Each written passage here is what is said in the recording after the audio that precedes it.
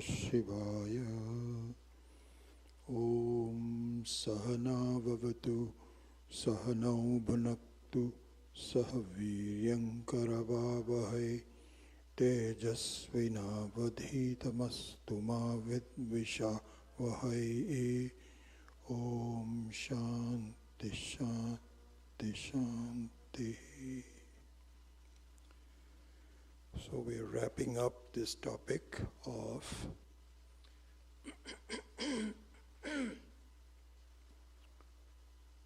the nature of vichara.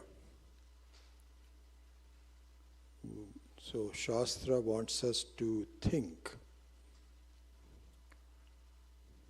I remember when I first joined IBM as an engineer, a hardware engineer in first grad job in the United States in 1965.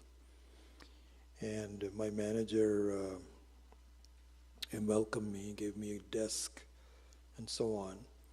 And on the top of the desk was a plaque, a portable plaque, which said, "Think." And I said, "Is he giving me a message or something?" But I found that it was common to all the people there. So I still remember when I think it said "think," my memories go back to that point. So the Shastra wants us to think. But it wants us to think in a manner that I'm probably not used to. And so the reason for that is,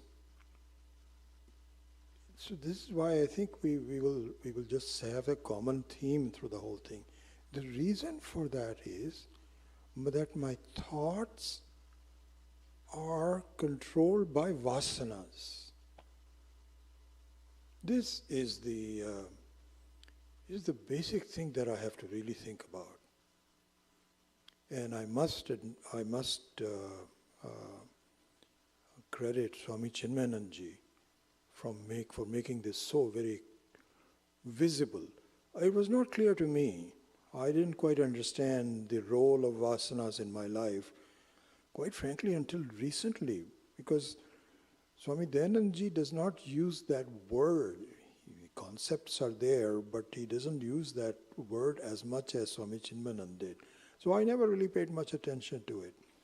But the more I read from different acharyas and so on, they all feel that this is a very important thing to understand. And as we have talked about it, my life, if it is determined by vasanas, is going in the wrong direction. I'm going away from my goal. It's just exactly like, dik brahmaha. If you're confused about some direction, that happens to all of us, that you are confused between north and south. And you think you're going north, but you're really going south. This is exactly what the situation is. So our life, which is based on vasanas, vasana means just the way of thinking, samsaric thinking. This is the way I think I can do this, then let me change jobs, let me do that, etc., etc. So the Shastra says, I want you to think, but in a manner that will lead you to freedom. And this means you have to block the vasanas. And there are simple effects to this. We have already talked about that in the eligibility, shamadhamma. So the examples of this is dhamma. So dhamma means that you have to really think about controlling your actions, organs of action. If not, then it just keeps on doing exactly what you are used to before. And I remember Swami Dayananda was very consistent on this. He was talking about Dhamma, and I remember this was very influential to me. He says one of Dhamma is that you have no control over what your body is doing, relatively speaking. And so, for example, a good example of that is you're moving your body all the time, scratching, looking like this, that, or the other. And this leads to your thoughts also not being steady. There was one beautiful example that soon after Swamiji had talked about it, not soon after, maybe a few years after that, I was driving and on the radio there was an NPR interview with this British actor called Michael Caine. Very one of the famous actors. He was talking about this. He was having an interview. So the interview was saying, how did you learn acting? And how did you get so good? What are the elements of good acting? He was asking. I remember this so well. Michael was saying, I have to observe people. And I have to observe good films that have been made about people. So he was giving this example.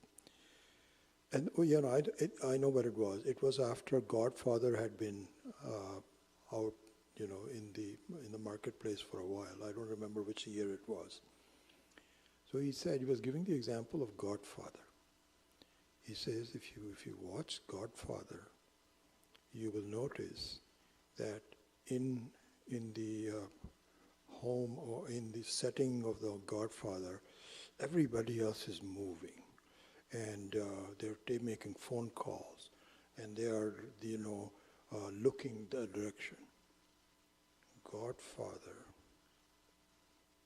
Well, he was not crossing his. Yes. People say, but that person that he has really done some bad things, and I think we need to think about eliminating him. This is not a good thing. So our advice is, they're talking. You are right. He said, if you see influential people, good, strong people, they don't move their body much because they're so focused on their thoughts. And this was a confirmation of what Swami Dayanandaji. And from that point on, I'm a little conscious of, am I moving? I should not be, certainly not undue scratching and this, that, or there. If you have to scratch, you have to scratch. So this would be a kind of like one example of not following the vasanas. Because the vasanas are, if you look at children are a funny lot, honestly. They don't sit still at any one point. They are just moving around, and it's wonderful to see they have discovered this world, and they're enjoying it, and they're expressing the fact. Our 2-year-old, she's just dancing all the time. Walking is not this, that. It's so fun to watch. But that is childhood. If she's doing the same thing when she's 26 years of old, and to a point it's fine, but it is not. So really speaking, Dhamma is one of the things. Anyway, going back to the basic point about vichara. This is what we are doing, is the nature of vichara. So the Dhamma is only one element of that, a very minor element to that. The main thing is, then again, I think a more important thing would be to watch your own thoughts. And so we will discuss this. This is a very important point, that it's not just that you are watching the thoughts and just being still and not doing anything. As we were discussing in the yesterday's meditation, not in today's meditation, but yesterday's meditation, that watching the thoughts and analyzing their tendencies is better done if you classify why the thoughts are. You remember that? We talked about past, present, and the future. And so this is a very good habit where your mind says, I'm really worried. I think we're going to miss this flight. This is going to be a huge problem. This is all vasanas. All vasanas. Because you're used to feeling that I should not be missing any flights. I should not be doing this. This is going to be very bad. Don't you ever allow to do that. This is all the part thing. This is all part of the thinking. What should you do? What you need to do is to have a conscious thought directed on your own mind, saying, so what? What's going to happen? Again, I go back to an incident that happened with Swami Dayanandji. This was in Rishikesh. And the Dehradun airport had started to have flights for a while because they had some problems and so on, but now they had flights from Dehradun. And the Rishikesh ashram is only half hour from the Dehradun airport. So the airport is a midway between them. And I remember this so well. So Swamiji was scheduled to fly out and go to Delhi and give a very important talk to someone. I forget where it was. And he was going to go on for just one day. He was going to fly out and then come back the next day. All on flying. So a bunch of us went with him to the airport. I think we had a couple of cars, and I think I was fortunate enough to sit with him in his car. So we all went to Dehradun airport and so on. And when we reached there, we found out that there was some weather which was preventing the plane from coming in from Delhi, and it was getting late. And so we don't know, and the people said, we don't know when it's going to come. We all found this out when we got to the airport. And Swamiji, all the people around him, they all became very worried and somewhat nervous. Oh my God, Swamiji, if you miss this flight. And they were just talking within themselves. If Swamiji misses this flight, this is so late, he cannot go by road anymore. So that means that he's going to miss the talk. I think it's going to be a problem. So can we check, can you please call someone to see? So finally, this kind of disquiet reached Swamiji. I remember this so well. Swamiji, he never gets really upset very much. But I've seen him getting reasonably upset for a reason. This was the time he was a little upset. He turned to his people and said, what are you guys worried about? I don't understand. They said, but Swamiji, if you miss this flight, he says, so what? So Swamiji, then you will be missing the talk. He says, okay, so I missed the talk. I missed the talk. So people will know that I missed the talk. So what's the big thing? And I learned a lot from his way of handling all of this. And to a large extent, I tried to implement that in my own life also. And the way to implement that is to reverse the course of vasanas. This is exactly what one needs to do. Your mind is just going to act the way it has been doing forever. It's very used to doing it that way. And the mind should be, it's not being unreasonable. It's being reasonable because it's worried, just like children are worried. And our job is to put a distance between ourselves and the mind. This is an important thing. So it's not as though that I'm just watching my thoughts all the time and so on. That's not what we're talking about. It is important for you to discover the vasana-induced tendencies which is just going to create unnecessary problems for yourself. And you need to address the mind and say, so what? So we miss it. It's okay. And 90% of the time, really, if you do miss a flight, you do miss a flight. Okay, that's fine. But 90% of the time you won't. It's just the worry that creates unnecessary problems for you. This is what the basic advice in Swami Akhandananda's advice on doing that is. And really all of the other, I keep just saying his name because his book was the one that I really based my thoughts on for this particular retreat. But this is very fundamental, that really you have to be the boss. And in fact, this is going to come up in the next section, which says the nature of ajnanam. I'll come to that. So I'm just finishing up this section.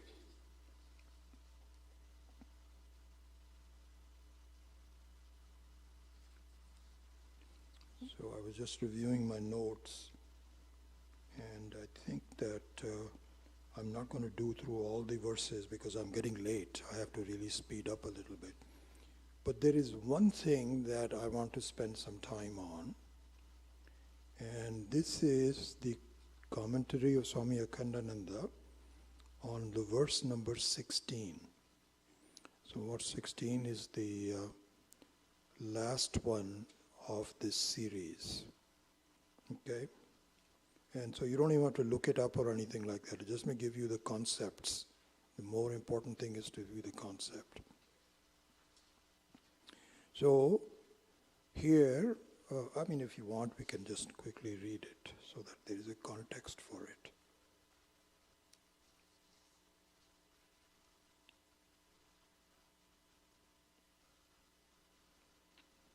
Aham ekopi suksmascha jnata sakshi sadavyayah tadaham natra sandeho vicharaha soha ayam idrishaha. This is the type of vichara you should be doing. So this is the same refrain. And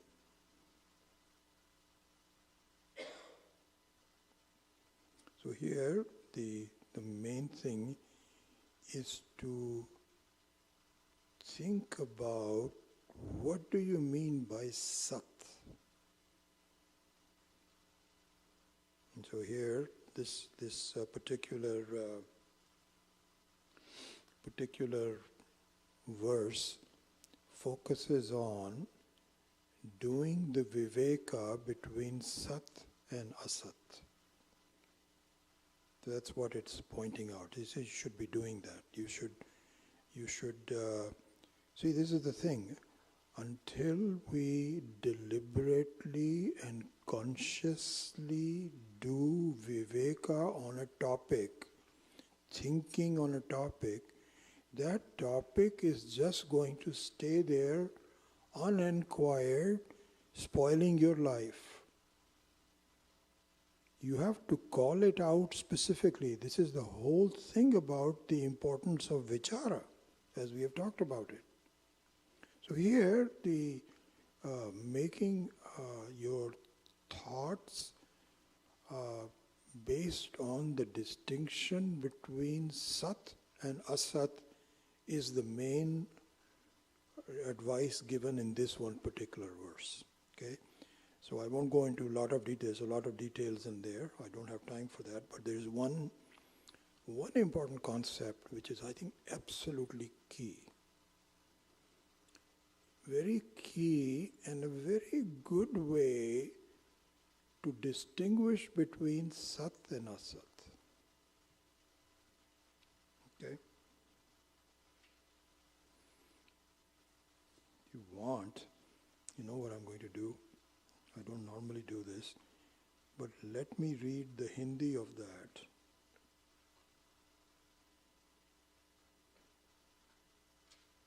Let me read the Hindi of this. Is on page 57 of this book. So let me just read the Hindi and then I'll translate it for you.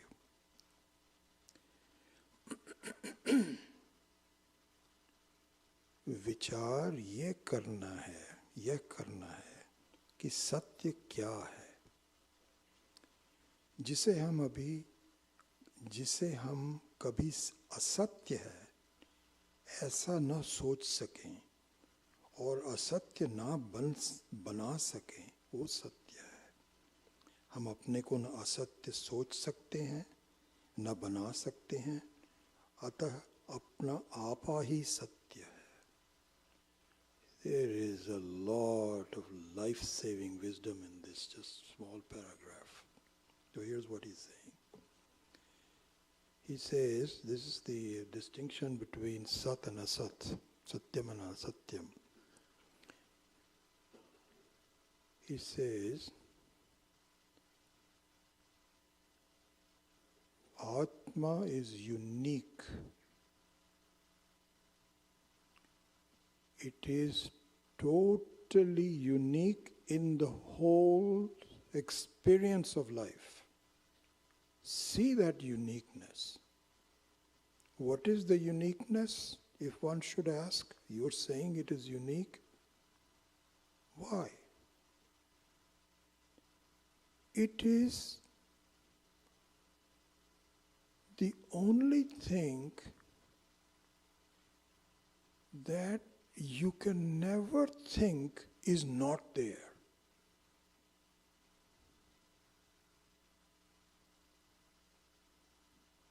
Only thing that is not there. There's no question about it being there or not. Imagine going to a doctor and making an appointment. And, recently, because of my breathing issues and so on, I've seen a lot of doctors, different kind of doctors.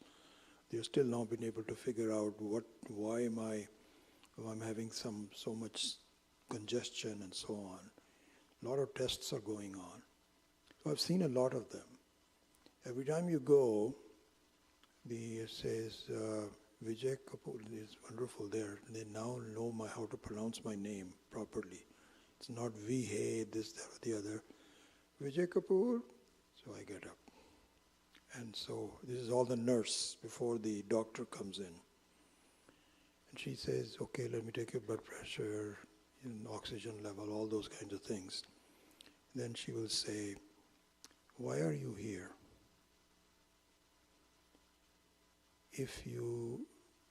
So what you need to do is to say, what do you normally do? He says, I'm having some congestion, or, I have this pain in my leg. So something you have to describe.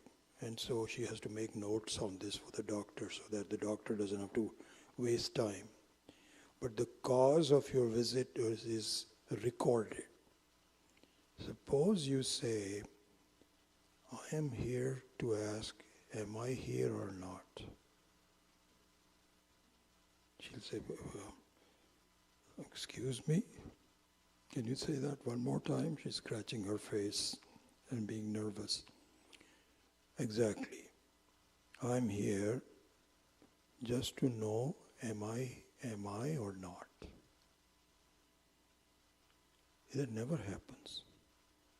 This is what Swami Akhandananda is saying. He says, it can never happen. Everything else can happen.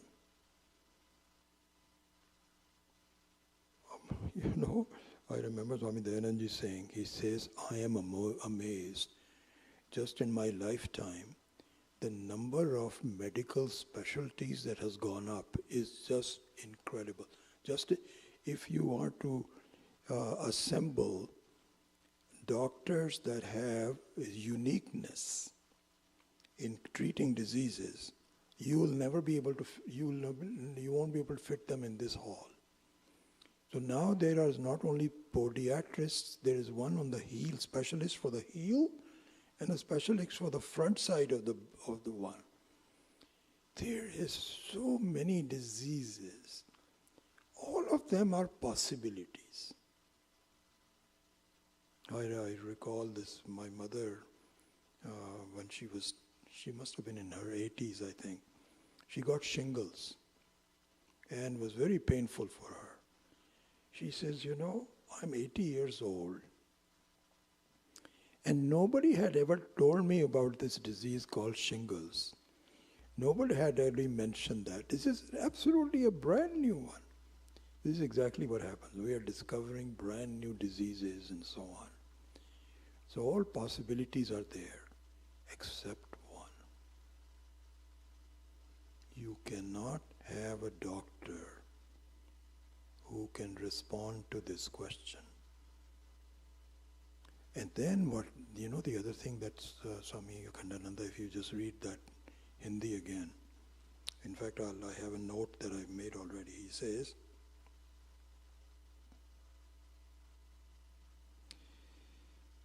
Vichara is to find what is Satyam, truth, the Atma. That which we can never think of as Asatyam. Never even think of it. And not possible to make it Asatyam. I can never think of myself as a Satyam or to make myself a Satyam. So, one can ask, oh, that's not true. People commit suicide.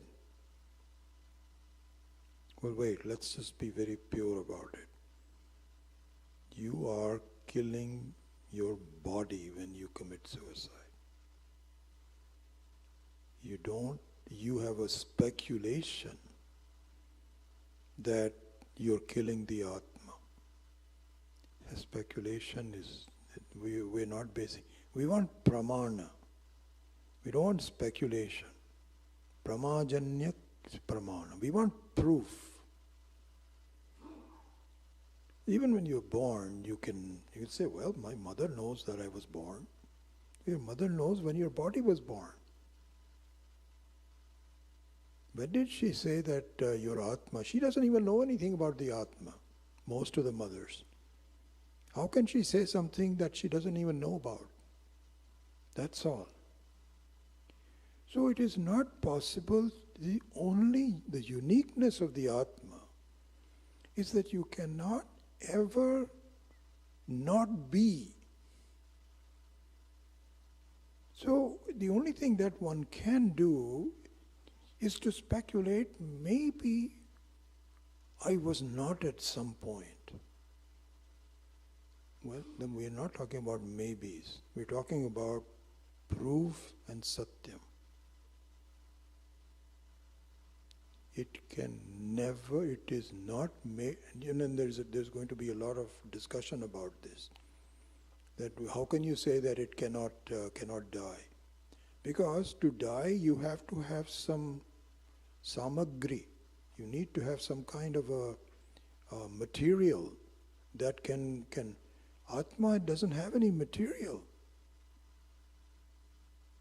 It is without any body. It is without any muscles. You can strain the muscles. But how can you strain the Atma? It's not graspable. You cannot even objectify it. It's unique.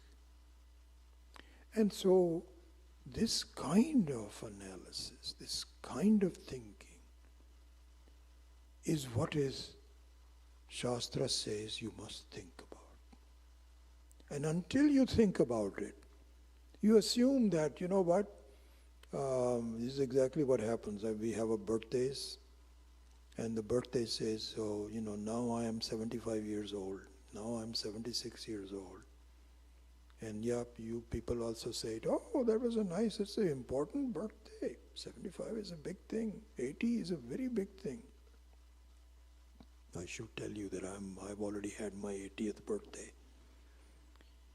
And so people accept it, you accept it, without any inquiry.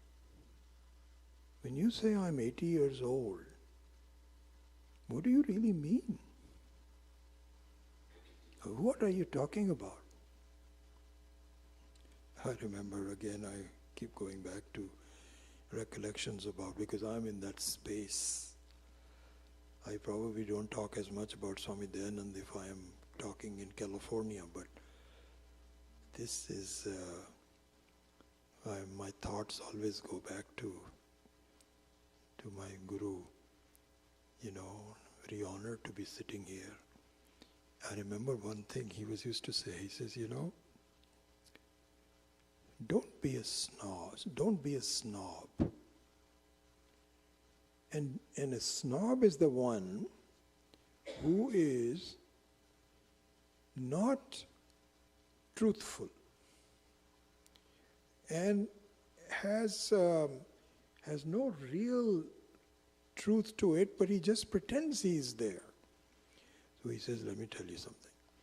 I cannot tell you how many letters. Nowadays, of course, there's no letters. It's all emails and so on.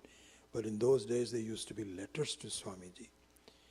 And he says, I cannot tell you how many letters I get from my students who have listened to me and, have absorbed a little bit of Vedanta, and I'm very happy about that.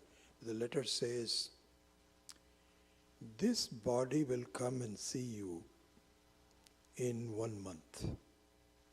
Is it okay for this body to come and see you? Swamiji says, my God, why do you have to say things like that? Is this body and so on? You know what that means? You are not very clear about it. This is what. So you just have some shortcuts and you just are going. Anyway, he says, this is not an easy thing to do. Have you done the viveka? Have you done the vichara? And only then you can, and then you're not going to tell anybody. You're not going to just walk around and say, do you know who I am? I'm always there. You and I are one and the same. People will say, send him to some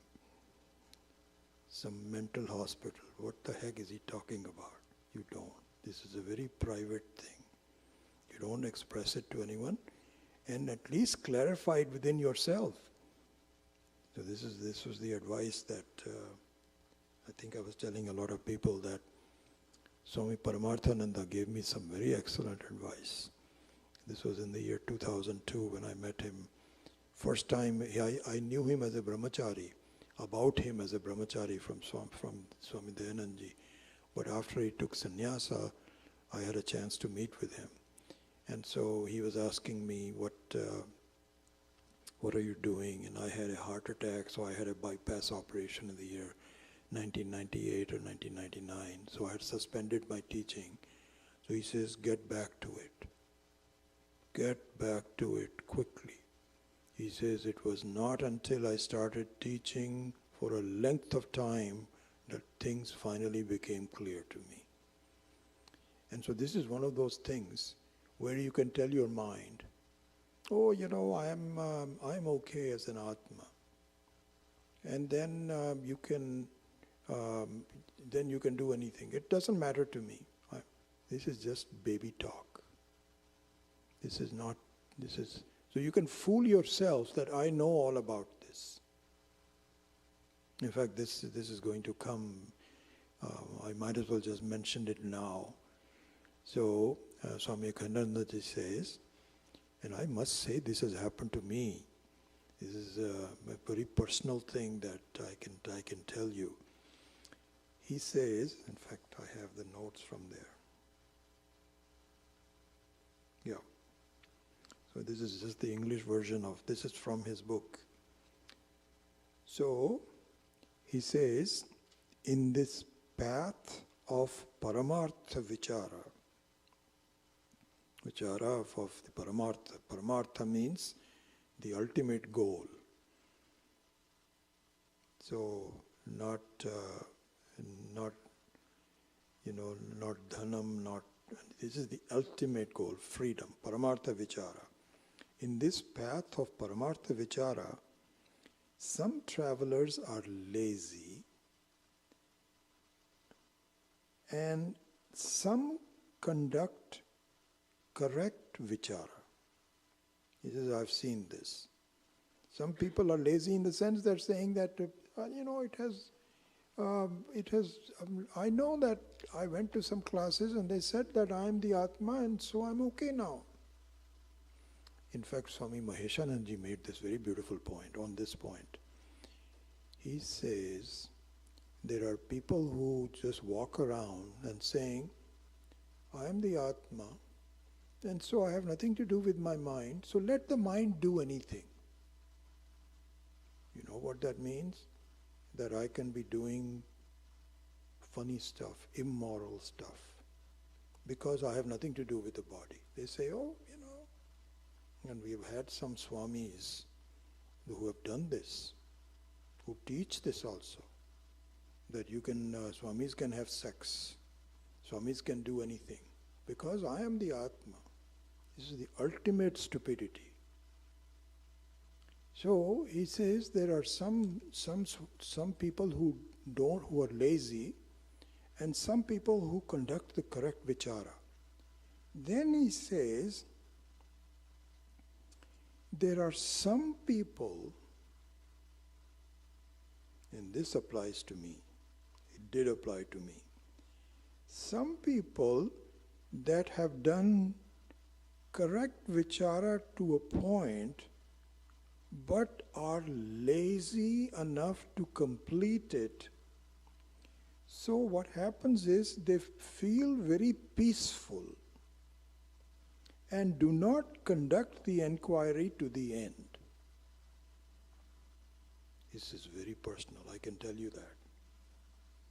Because when I remember I was telling you about when I first met Swami Chinmayananda, I was blown about, so wonderful and so on. But then I felt I'm okay now. I found it. This is the thing. And my inquiry, my study and so on did not get completed.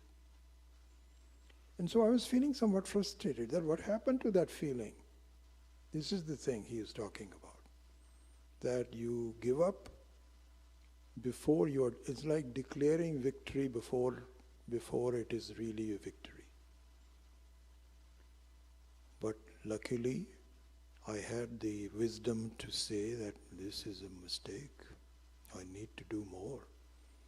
I need to clarify. I have to study more. I have my life has to it must become a part of my life, and this is the process that I'm in.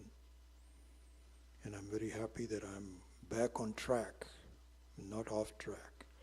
So all of these point to both the necessity, importance, and to a certain extent the difficulty of doing correct vichara about Paramartha Jnana. So with that, this section of the book, which is 12 to 16, is now over. And now let us start a new topic. And the new topic is from verse number 17 to 21.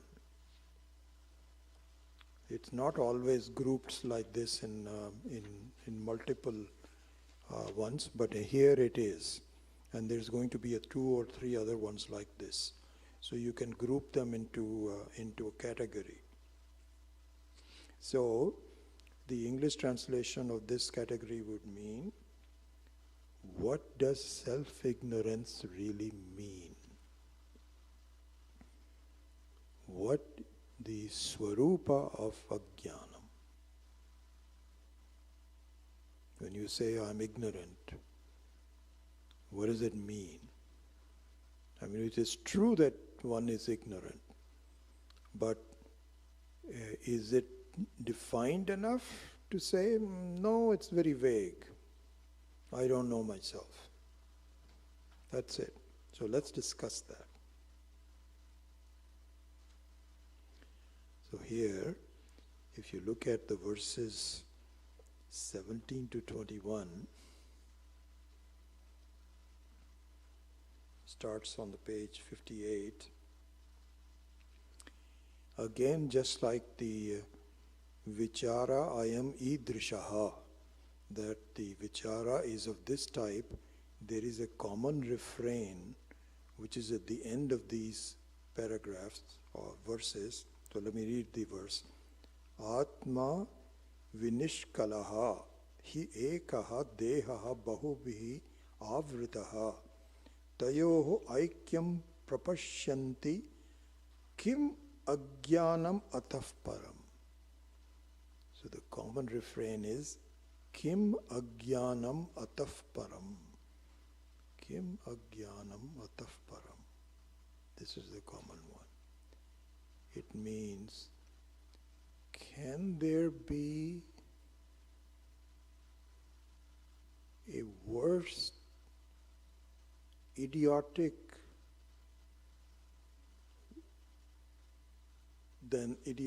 thing than this? Can there be something worse? Can there be a worse mistake than this? If you were to grade all the mistakes that we make, this one takes the cake, comes as a first prize. Atah param. Param means that beyond every other kind of a mistake, this is the worst possible mistake anyone can make. This is the meaning of it. And it's interesting. In Swami Dayanandji, when we were students, he would occasionally use strong language like, I told that idiot, and we all to cringe. We'll say, a Swami should not be using such strong words. You can say that person was a fool. You can do that, fool. But Swamiji would sometimes use the word, what an idiot. We don't use the word like an idiot very often, but he used it very deliberately. This is, when you say Kim Atah Param, it means, can there be some worse idiot than this? He's talking about each one of us. Because we are feeling that, we are doing okay, we have had a pretty good life, we have made some money, now we're retired, and this, that, or the other. We don't want to be called an idiot. So, if I were to just say, the one who is an idiot, please stand up. Will anybody stand up? They'll say, no, he's not talking about me. There might be some other people around here, possibly, but no, not me. Not me. This is interesting. There was one incident that happened in my life, which is a good example of this idiotic thing. So just interesting. So I had a cousin sister, my Mamaji's daughter, Veena, and she was a couple of years younger than me, and she got married rather early. And her mother was kind of a crazy person. She was very anxious to get her married at an early age. She must have been married at 17, 18, something like that, when I was 20. And what they did was, they found this person. These are the problems of arranged marriage, where, we all say the arranged marriages are nice because our parents know better than us, they can find the right man. Not always. If your parents, somebody is crazy enough or desperate enough, they can get you hitched to the wrong person, and it's done. This is what happened in the case of Veena.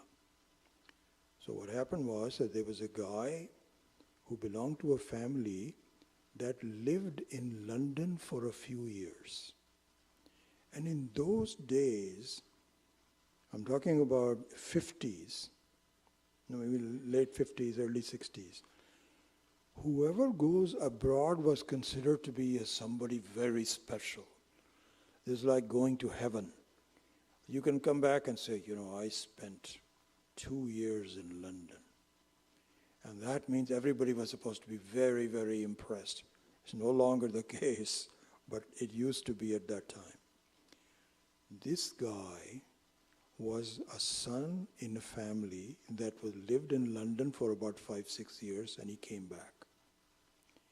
He was, I think, I'm not totally mentally retarded, but partially mentally retarded. So there was one incident that took place which I still cannot believe that.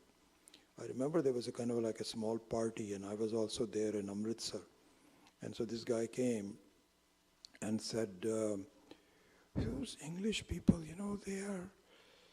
their language and they're so advanced and so on.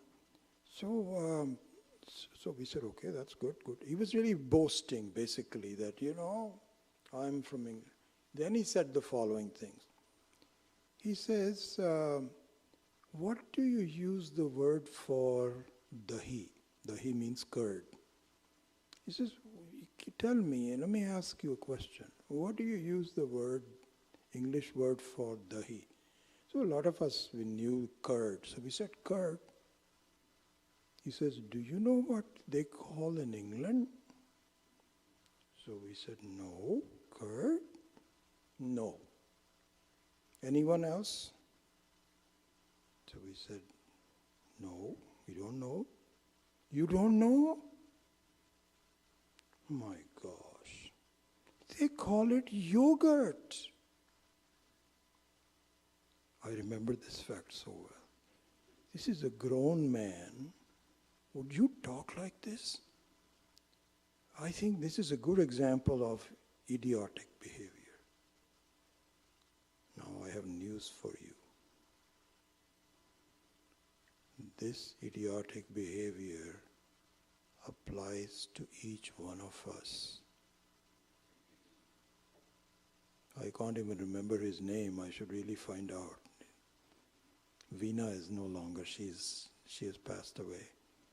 But really, we are that kind of an idiot, honestly. And any words that Swami Dayanandaji used was very appropriate. How can you say that? Let us see how we can say that. So this is exactly what it says. Can there be something worse than this? Can there be something worse? This is what Adi Sankara is saying. He says, I'm very sorry, you are all idiots. That's all I can tell you. There cannot be anything worse idiot than this, is what he's saying. So now he starts to prove it. Because you can ask, why do you call me an idiot? You can't do that. What's the reason for it? Only when the reason is given, then you say, oh, I see, okay, yeah. So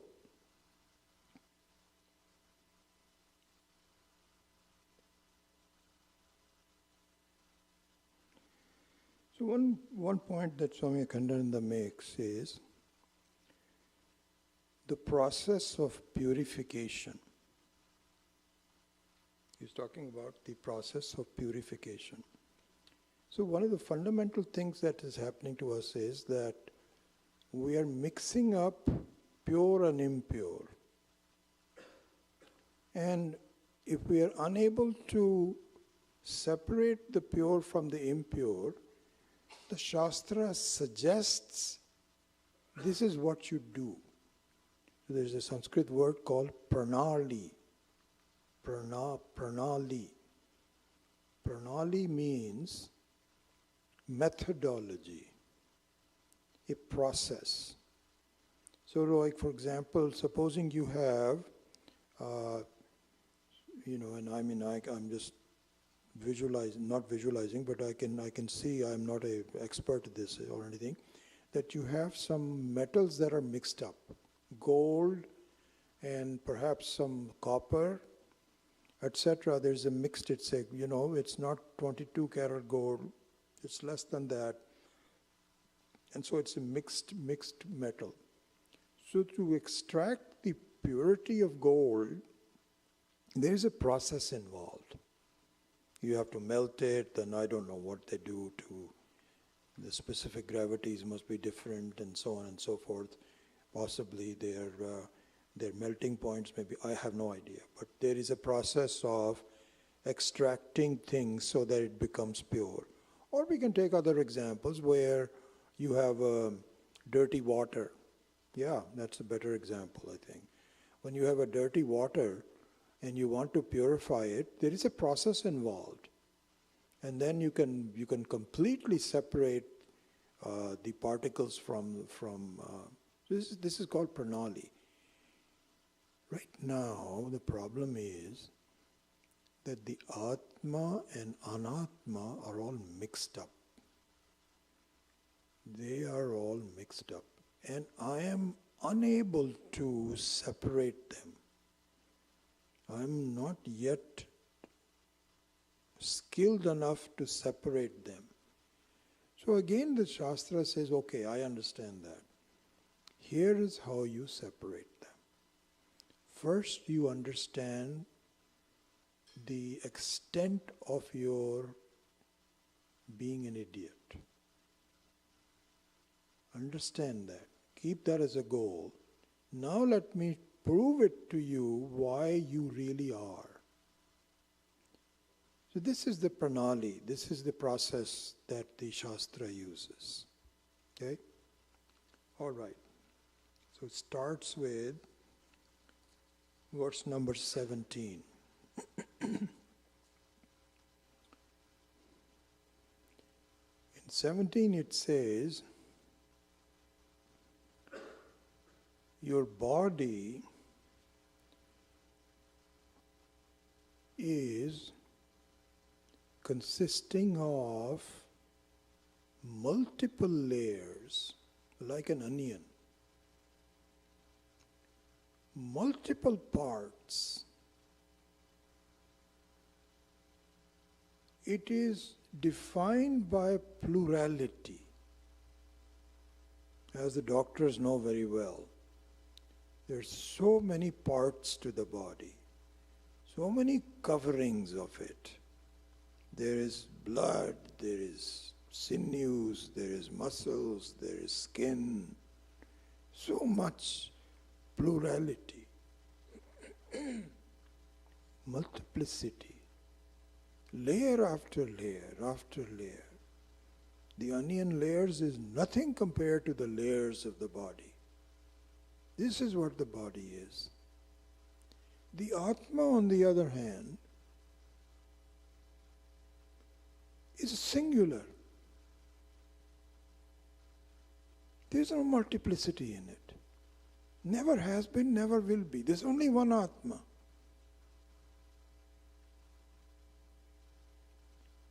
So to mix up something which is singular cannot possibly have any. It's like Akasha, like the space. It's a singular entity. That's the best we can do in terms of giving an example of the Atma. Is it cannot have parts. It cannot have pollution. It cannot be affected. It cannot be killed. And you're mixing up that Atma, which is like a singular space with something that has so many layers. You don't call that as an idiotic behavior? I would. This is what the Shastra is saying. So if you want to just read this now with this, he says in 17, Atma vinishkalaha. There is no kalas in it. There is no parts to it. There is no properties in it. It's not hot or cold or red or blue or anything. Ekaha dehaha bahubhi avritaha. Multiple layers. Tayoho aikyam prapashyanti. There you are seeing identity between them. Kim ajnanam atah param. Can there be an idiotic behavior worse than this? So with these kinds of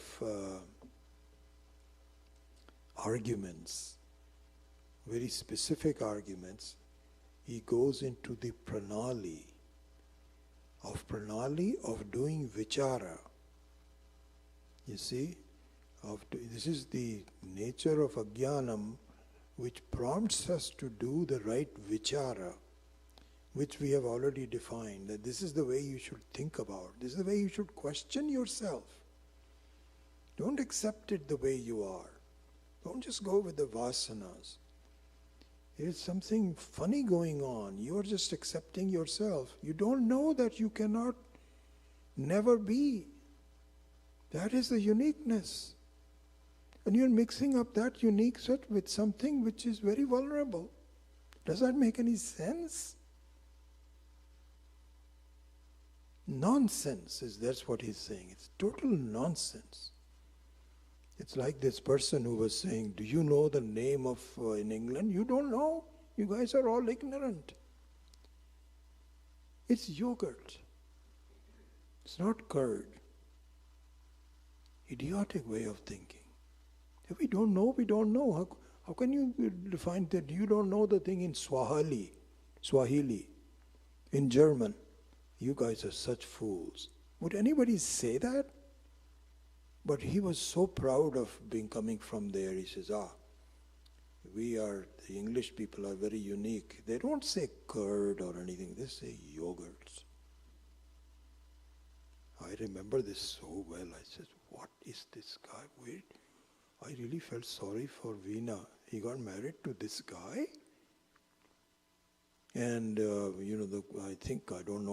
don't remember this, but the family must have had some money. And her mother was very anxious to get her done. Here's what happens. This is the nature of being an idiot. Partially retarded, I think. So anyway, we are not partially retarded, we are fully retarded. This is the situation. And this is why I'm just telling you this is an advanced book, because Adi Sankara is pulling no punches. He's not being nice to us and say, Swami Akhandananda also said that. He said his teachers, his Uriya Babaji, he says, I have never seen Uriya Babaji use the word, aapko pata nahi hai, you are an ajnani. He would always talk to people and say, you are a bewakoof. This is bewakufi. This is a very good word in Hindi. You are a bewakoof. Very strong word. You have to shake the person up and get them to get... Anyway, so this is the nature of these five verses, 17 to 21. And we'll try to go over that in our next class tomorrow morning. Om Asato ma satgamaya tamaso ma jyotirgamaya mrityor ma amritam gamaya. Om Purnamadav Purnamidam Purnat Purnamudachyate Purnasya Purnamadaya Purnameva Vashishyate. Om Shanti Shanti Shanti. Harihi Om Shri Gurubhyo Namaha. Harihi Om.